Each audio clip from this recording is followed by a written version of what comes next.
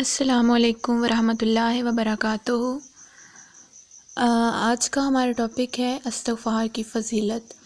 استغفار کی بہت زیادہ فضیلت بتائی گئی ہے۔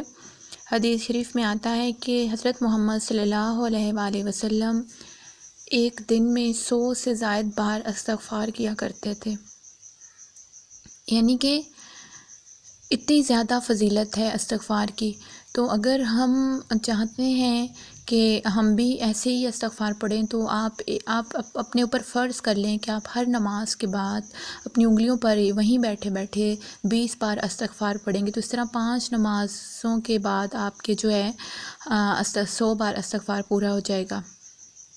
لیکن اگر آپ چاہیں تو آپ اس کو بہت زیادہ بھی پڑھ سکتے ہیں، یعنی کہ 100 بار بھی ہر نماز کے بعد پڑھ سکتے ہیں۔ اس طرح دن میں 1000 بار ہو جائے گا، آپ کئی ہزار بار بھی اس کو پڑھ سکتے ہیں۔ جتنا زیادہ پڑھیں گے اتنا ہی زیادہ آپ اس کا فائدہ اپنی زندگی پر اس کا فائدہ اپنی زندگی میں دیکھیں گے، اس کے اثرات دیکھیں گے۔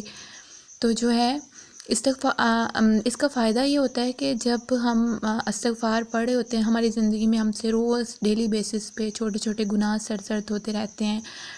کچھ غلط دیکھ لیا، کچھ غلط بول دیا، کچھ کسی کے ساتھ ہم نے برا سلوک کر دیا، کچھ ایسا ہو گیا کہ ہم سے گناہ سرزد ہو گیا۔ تو یہ جو استغفار ہے، یہ ہم جب بخشش مانگتے رہتے ہیں مسلسل، تو یہ جو ہے ہمارے گناہوں کو مٹاتا ہے اور ہماری دعاؤں کی قبولیت کی راہ میں پھر رکاوٹ نہیں بننے دیتا ہمارے ان گناہوں کو۔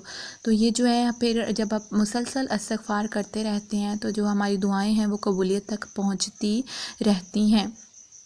آپ کو کچھ بھی چاہیے ہو، آپ استغفار کو کثرت سے پڑھیں۔ حضرت حسن بصری رحمۃ اللہ علیہ کے پاس 3 لوگ آئے، ان کی تینوں کی مختلف حاجات تھیں۔ یعنی ایک نے کہا کہ مجھے اولاد چاہیے، تو آپ نے اس کو کہا کہ کثرت سے استغفار پڑھو۔ ایک نے کہا مجھے رزق کی تنگی ہے، کہا کثرت سے استغفار پڑھو۔ تیسرے نے اپنی ایک حاجت پیش کی، تو اس کو بھی آپ نے یہی کہا کہ استغفار پڑھو۔ تو دیکھو 3 لوگ تھے، تینوں کی مختلف حاجتیں تھیں، لیکن سب کو ایک ہی طریقہ بتایا کہ آپ استغفار پڑھو۔ یعنی جب ہمارے گناہ بہت زیادہ ہو جاتے ہیں تو وہ ہماری دعاؤں کی راہ میں، قبولیت کی راہ میں رکاوٹ بن جاتے ہیں، ہماری زندگی کی برکتوں کو روک لیتے ہیں۔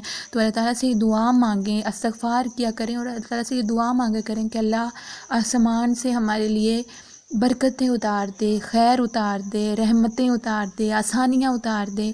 تو اس طرح جو ہے ہمارے گناہ بھی کم بخشتے رہتے ہیں اور جو ہے کم ہوتے رہتے ہیں، اور ہماری زندگی میں آسانیاں بھی آتی رہتی ہیں۔ تو آپ اپنی لائف کا ایک روٹین بنا لیں کہ آپ نے ہر نماز کے بعد استغفار کو لازمی پڑھنا ہے۔